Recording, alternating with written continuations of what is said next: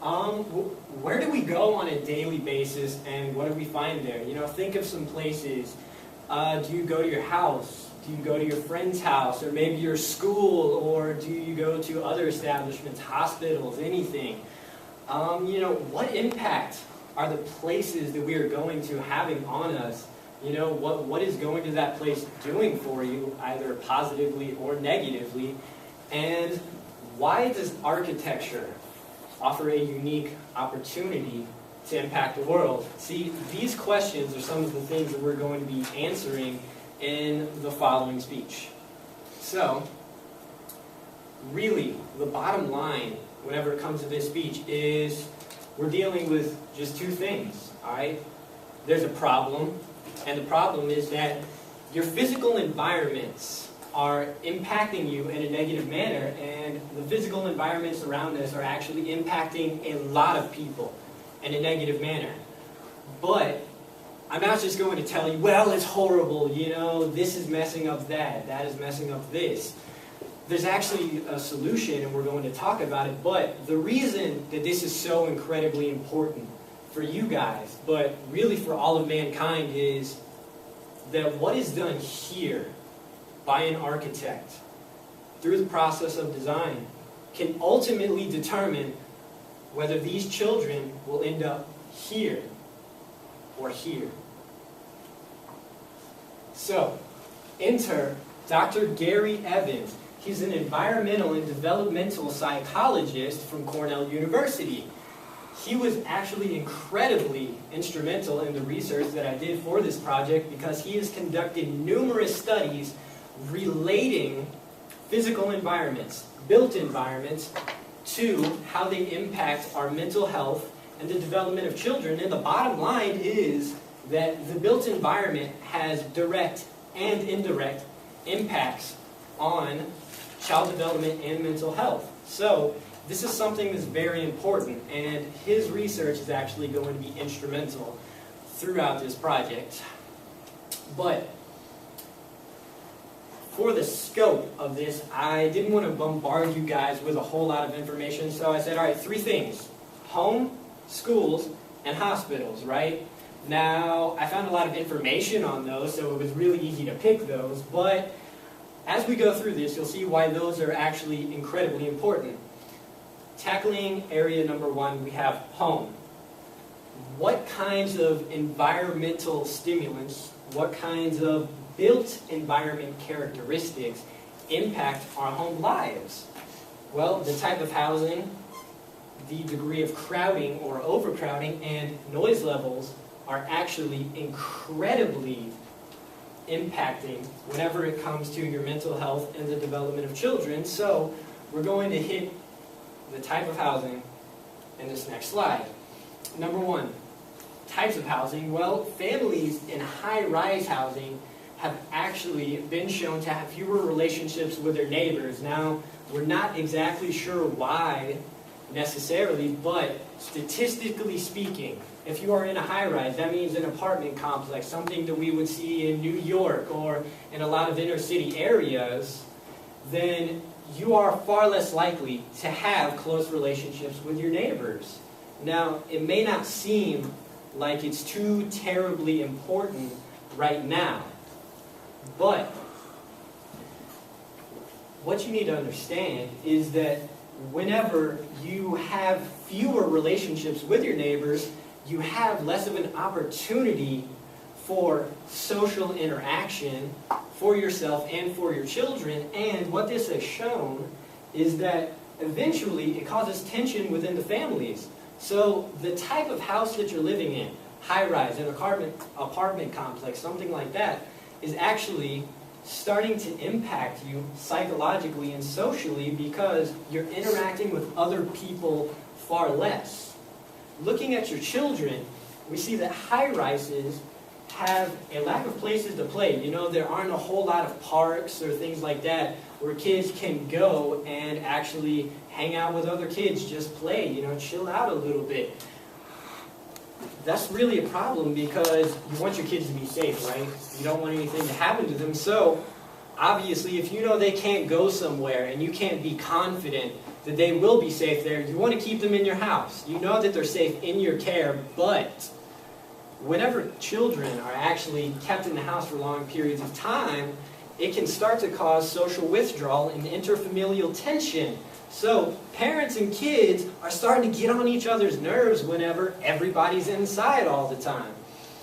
But something else that we notice is that there are a lack of communal areas a lot of times, foyers, coffee houses, cafes, things like that, because a lot of times high-rise housing is about economy, right? We want to put as much stuff as we can in a small space so that people can live there.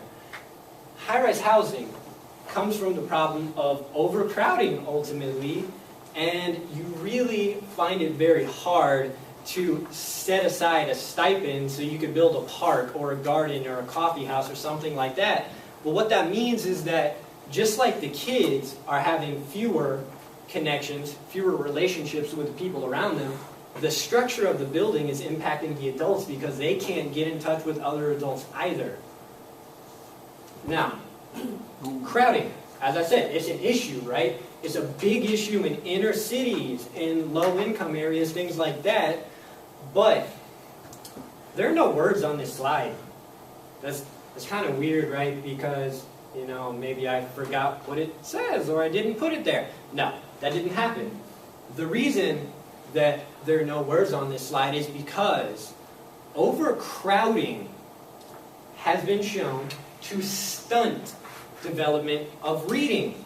It has been shown to inhibit pre-reading developmental skills, meaning what you need to start to read. So basically, speaking a lot, because social withdrawal is something that kids actually develop on their own in order to cope with overstimulating environments. Whenever you have too many people around you, you kind of lock yourself in a box to get away from it because it's very stressful. And we know for a fact that overcrowding is stressful because it has been shown to raise blood pressure in both children and adults.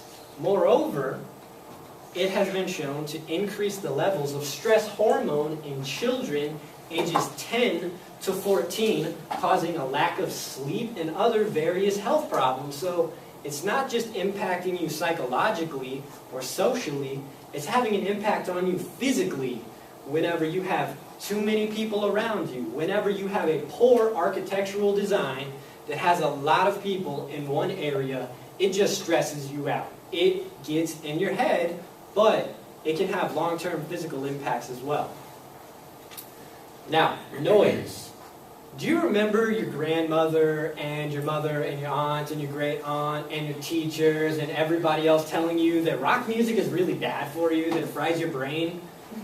Well, they're sort of right, sort of, because prolonged exposure to excessive noise, let's say airport noise, right?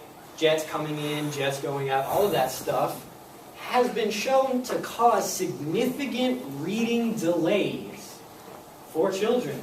If you're exposed to a lot of noise, again, it causes significant reading delays for children, but it can also affect cognitive development, specifically relating to long-term memory.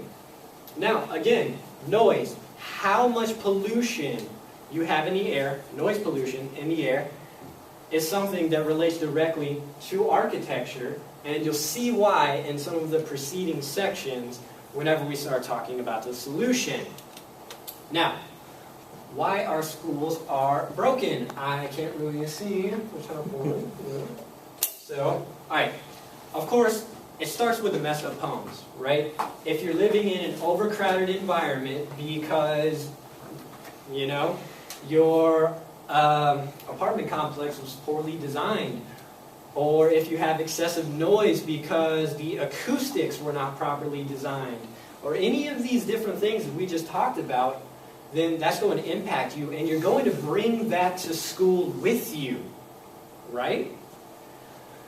Now, we know that student achievement lags in broken down buildings, and the teachers are messed up too. Well, okay, not the teachers are messed up whenever it comes to teaching, it's that the broken down buildings have an impact on us psychologically. We don't feel as good about the places that we are in whenever they are old, they're run down. So economical architecture, just build it now as cheap as possible, doesn't really have spectacular longevity, and it's going to break down. It's not an if, it is a when. So we know that eventually this can impact people, right? If your house is broken down, you don't feel good about it. If your apartment complex is broken down, you don't feel good about it. If your school is broken down, you don't want to go there. I mean, imagine if you go to a really nasty, ratty gym where like the lights are flickering and you got a rat that runs across the floor while you're doing your squats, and you got water falling out of the ceiling, versus a really nice, clean facility like you would get at 24-Hour Fitness or something. Now, they may have the same equipment, but you would probably feel better at the nicer facility, wouldn't you? Of course you would, right? Oh, and also, noise and overcrowding are bad, in case you guys didn't get that from the first section. So, that follows you to school too. Too many people in a hallway making a bunch of noise and bumping into each other and, just really invading your space. As we said, it causes rises in blood pressure, but do you remember everything that we said about delayed reading, about delayed cognitive development, specifically in the areas of long-term memory? If you have things that are associated with stunting cognitive development in your schools, then the physical environment of your school is undoing what you are there at the school trying to do. And that is incredibly counterproductive, obviously. Now, who here gets sick? I mean, is there anybody that's like superhuman? You never get a cold, you never get a flu, nothing, because I'm totally stealing some of your blood. But, we all get sick. That's the bottom line. But we're seeing that the design of these buildings, in terms of schools, in terms of housing, they're impacting people negatively. So by now, we should understand that any physical environment potentially could impact us in a negative manner, right? Would anybody disagree? All right, no. So your hospitals fall under that same umbrella. They can impact you in a negative manner, and studies have shown that poor hospital design, notice, design, meaning that it's the architect's fault, works against the well-being of patients and can even cause anxiety, delirium, elevated blood pressure, and an increased intake of analgesics. Those are painkillers. So what this means, bottom line, is that the way your hospital is designed and built by an architect can potentially make you sicker. And in conclusion, your physical environment is messing up your life and you're out of luck because nothing can be done to help you. Insert evil laugh here. Thank you very much. Just kidding. All right. I couldn't leave you guys hanging like that. What you need to know is that we can do things to fix a lot of these problems. Bad architecture is damaging our lives. Maybe not us specifically, but are the schools in inner cities bad? Do kids that live in broken down environments consistently perform under expectations? Yes, we know that. Studies have told us that. We know that when people get stressed out from, let's say, overcrowding, right, that can lead to bad things. Are you more likely to go out and scream at somebody, punch an old lady while you're driving whenever you're stressed, or when you're really calm? Obviously, you really don't want to punch an old lady, but if you're going to do it, it's when you're stressed. And if your environment is stressing you out, then what does that mean? Think about this. Human beings spend over 90% of their lives indoors. Over 90%. That means that an architect is impacting your life for 90% of the time. Right? So, I don't think I want somebody constantly working to mess up my life whenever they could be doing something good. And good architecture can undo the damage that bad architecture is doing to us. Now, starting with the solution, what's the first thing we talked about? Homes, right? Overcrowding and noise. Well, this is actually an example of what's called a micro hotel. They're very popular in Tokyo, Kyoto, all over Japan. And these are revolutionary because they solve the problem of overcrowding by taking up less space, but giving everybody their own private environment. You know, you don't have to see all those other people, so you don't necessarily know that it is overcrowded where you're at, because you have everything you need. Maybe it's not as spacious as you would like, but it works. It gets the job done, and it lets us have efficient, functional luxury. We have everything we need. We have our own space and our privacy, but we're allowing everybody else to have what they need too. Now, does anybody know what that is? Anyone? Picture on the bottom. The Opera House. Yes, it's the Opera House in Sydney. Now, here we find a solution for noise pollution. Now, why is that? I mean, it's an opera house, right? It doesn't really make it less noisy. It makes it more noisy. So that makes no sense, except when you consider that the opera house was designed to control sound. We know how to build a physical structure that can control sound. We can amplify it, we can split it, we can shrink it, we can send it in different directions, which means that a good architect can design a building that will take noise from the airport, sirens, really, really, really ridiculously loud rock music that those darn kids across the hall keep playing, and just send it somewhere else. You could bounce it straight up 1,000 feet into the air. You could split it. You could arc it down a hallway and up into the ceiling where no one will ever hear it, because we understand how acoustics work. So architecture is telling us we can fix overcrowding. We can fix noise pollution if we just pay attention to some of the things that we already know how to do. Moving on to our schools. Statistically speaking, we know that whenever you fix a rundown school, people actually perform better. But it's important to note that whenever you go from a nice school, right, a school that isn't run down, to a really fancy private school, people don't perform any better. So what that means is we don't have to spend millions and millions of dollars to build these super elitist private schools that are very aesthetically pleasing. If we just make the ones that are run down and broken look good, not great, just good, people can perform better. But we know that there are specific things that are actually conducive to a positive learning environment. So schools with desirable designs, and a desirable design would be something that stimulates learning, of course, are going to include friendly and agreeable entrances, private spaces for student privacy, public spaces to simulate social interaction, and more open plan designs incorporating learning labs.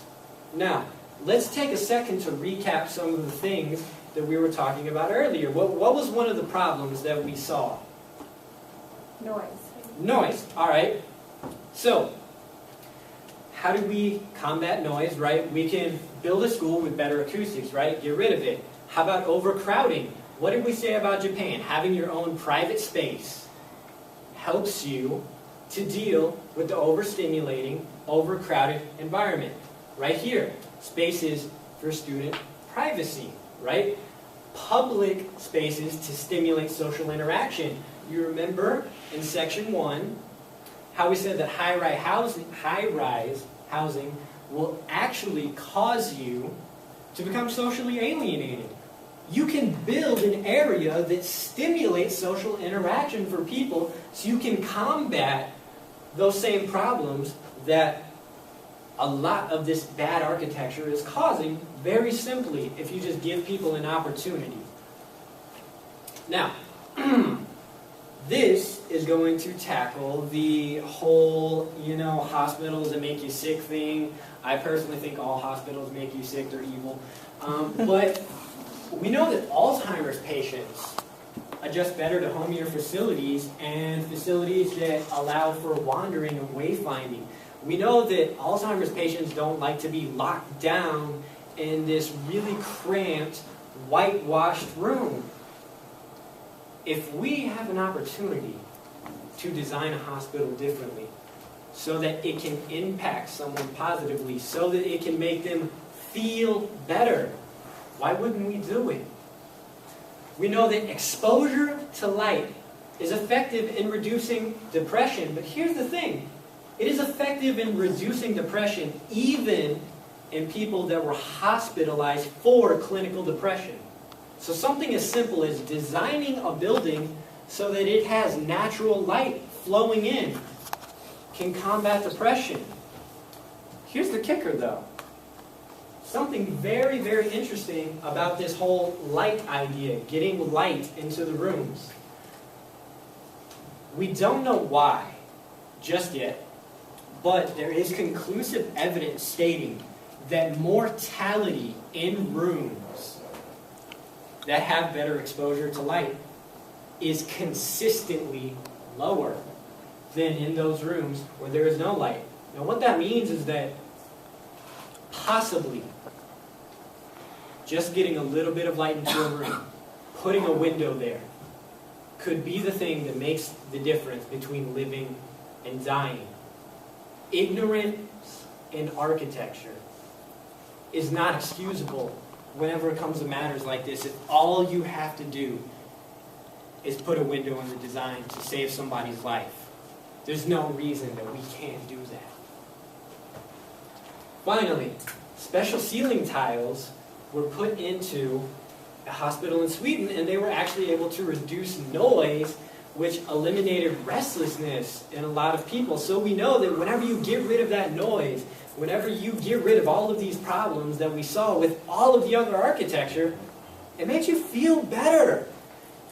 And I love this, but I guess I'm just really a hippie, maybe. I don't know about you guys. But viewing nature produces stress recovery. Here's the great thing though. It doesn't even have to be a real natural environment. Studies were conducted on 2 groups of blood donors. One sat in a waiting room, airing regular daytime television. Another sat down watching the Discovery Channel, Animal Planet, something like that, with flowers and trees and oceans and all of this beautiful stuff. And you know what? Time after time after time, the group who was viewing the nature images, their blood pressure was lower. Studies have shown that children in schools who are able to come into contact with nature throughout the day perform better. So, getting out there and looking at some plants is all that you have to do a lot of times to let go of some of that stress. It's very easy to design a structure that will allow you to incorporate some of these natural environments. So again, if we know that this can help people, if we know that it can impact people in a positive manner, what excuse do we have not to do it? So we've talked about a lot of the problems, noise, overcrowding, all of these different things at your home, at your school, in your hospitals. And we've talked about how we can fix them. Better acoustics, special ceiling tiles that absorb noise, letting people get into contact with nature, giving people light, giving people their own private, personal spaces. All of these things can impact your life, and they can be designed into the architecture, but is that good enough? Is it good enough to just undo the damage that is done by bad architecture? You see, I don't really think that it is, because I think we could do far more with architecture than just stop doing damage with it. I feel like it would be worth trying. It couldn't hurt, and I feel like physical spaces can send a very powerful message. So, what's that? Somebody? Empire State. The Empire State Building, right? Why do you know that? Of course you don't know why you know that. I mean, it's just the Empire State Building. Who knows? You know, it's famous. That is an architectural celebrity. All right? Everybody in the world knows what that building is. But I want you to think about what the implications related to that are. Everybody in the world, for the most part, has seen that building. They would recognize that. What could you do with something that reaches that many people? Think about the fact that 10,000 people visit the Empire State Building each day, and 15,000 people work there. That means 25,000 people on average are coming into contact with this space. What kind of damage is that doing if the architecture is bad? What kind of good could it do if the architecture is good? You see, with architecture, we have an incredible opportunity to impact thousands of people because they are always coming into contact with that space. They are seeing that space on a postcard, on television, on the internet. If we turn this into a billboard, that message will reach people. But how can we enhance the message that we are sending? V.S. Ramachandran and William Herstein are two doctors who conducted studies relating neurological science to art. They wanted to know how your brain perceives art, and they found this really cool thing called the peak shift effect in art. Now, what that means is, all right, if I say flower, everybody thinks of a flower, right? But how many people thought of a rose? Anybody? All right, that failed, whatever. But here's the thing. There are certain things that are associated with a flower, right? But would you say that there are some flowers that are more flowery? Can you enhance flowerness? Yes, you know? Because there are certain things that define what flower is. There is this ness related to art. That's why we can draw a picture of love, because we understand what love is. That's why whenever you see something red, it hits you, but whenever you see something that is more red, it has a greater impact. The peak shift effect says that you can enhance the impact of art, that you can make red redder, that you can make a rectangle more rectangular. But what if we take the peak shift effect and we try to draw a picture of tolerance? What if we capture tolerance-ness and we enhance it? What happens if we capture peace-ness and we use the peak shift effect to enhance it? What happens if we use compassion-ness and we enhance it? What if Martin Luther King Jr. and his tolerance-ness was to come into contact with architecture? What if architecture sent a message to everybody? What if the Empire State Building was a testament to tolerance-ness, or peace-ness, or compassion-ness? What if every building around us wasn't just bricks and glass? What if it turned into something that really tried to make an impact? What if the 25,000 people that come into contact with the Empire State Building got something more than what they expected whenever they walked in? But will it work? This is a war memorial. This is a memorial to the war in Vietnam. Can a physical space send a message? Can a physical space impact us? What do you guys think? Yes? No? Yeah. Yes. Is this having an impact? Yep. What if this was the size of the Empire State Building, or the Chrysler Building, or the Sears Tower, or the Eiffel Tower? What if architecture started to do more in our lives? What if it was used as an instrument to impact everyone that came into contact with it?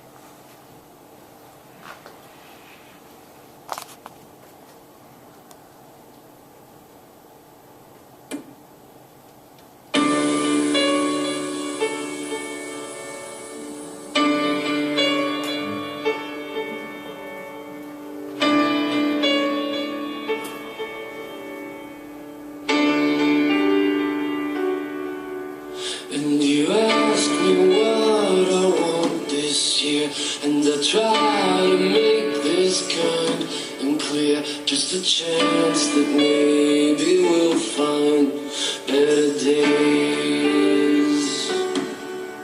'Cause I don't need boxes wrapped in strings and designer love and empty things. Just a chance that maybe we'll find better days. So trade these words and sing out loud, 'cause everyone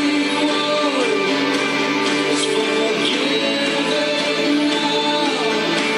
'Cause tonight's the night the world begins again.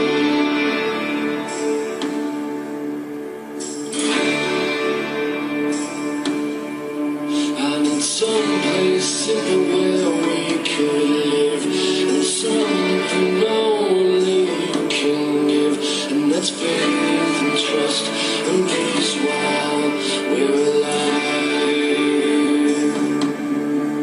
And the one poor child who saved this world, and there's 10 million more who probably could, if we all just stopped and said a prayer for them. So take these words and sing out loud, 'cause everyone is forgiven now.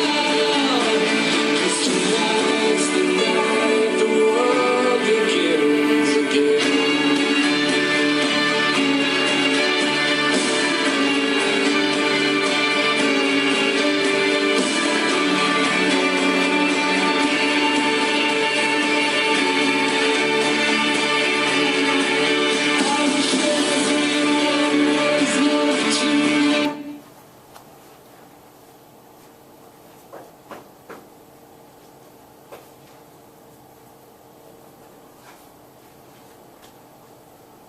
In conclusion, excessive crowding and exposure to noise affect us negatively. We can design environments that are beneficial to health and happiness, and the buildings around us can say something. So we need to use the message to do something worthwhile.